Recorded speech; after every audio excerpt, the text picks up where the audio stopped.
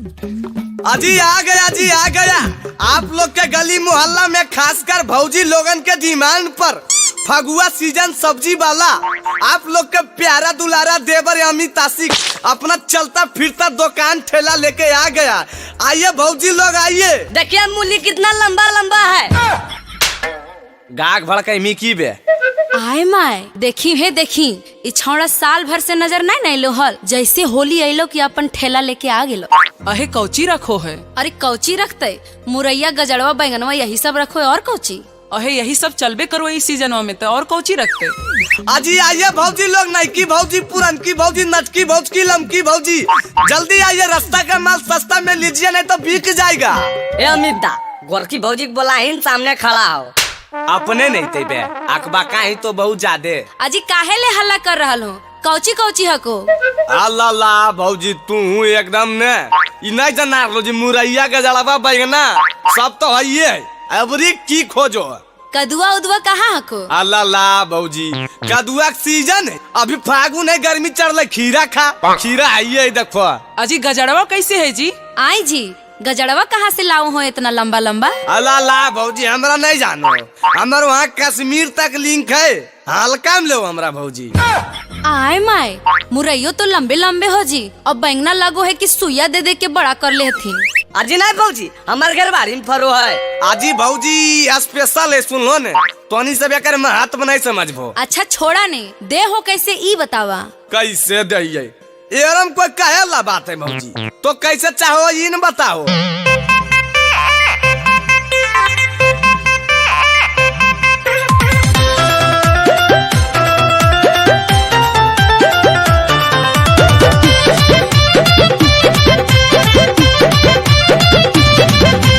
छोटे छोटे चीज के तोर बेसी सुनो भाव हो।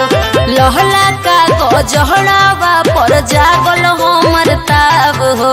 अजी कर को गया भौजी लेबो की। अरे छोटे छोटे चीज के तोर बेसी सुन भाव हो। लहला का गजहरा पर जागल हमर ताब हो। होली में हाको फर आके फिरी लेला भौजी, होली में हाको फर आके फिरी लेला भौजी। मुरैया पर बही गनमा सुन फिरी लेला भौजी, मुरैया पर बही गनमा सुन फिरी लेला भौजी, मुरैया पर बही गनमा। अजी तक कितना पे कितना फ्री देबो? ला नहीं समझ लो भौजी एगो लंबा मुरई लेबो तो एगो लंबा बैगन फ्री दे देबो। बहन कोटा जब बोलता तो वो लेवल बोलता हूँ मरियो आर करबे मेरे। It's Chandan Singh musical.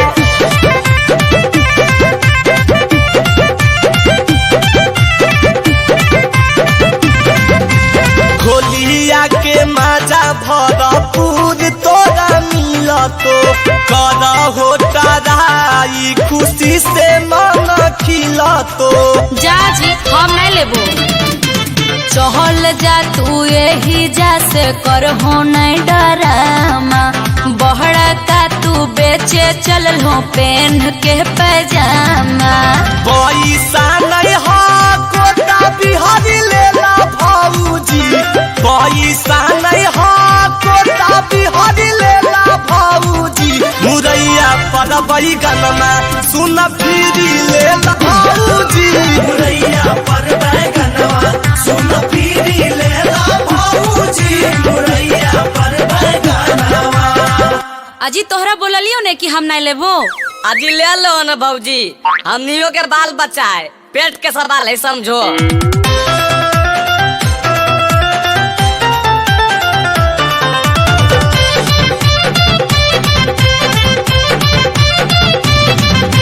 जल्दी खरीदा नहीं तो से लहको बढ़ल।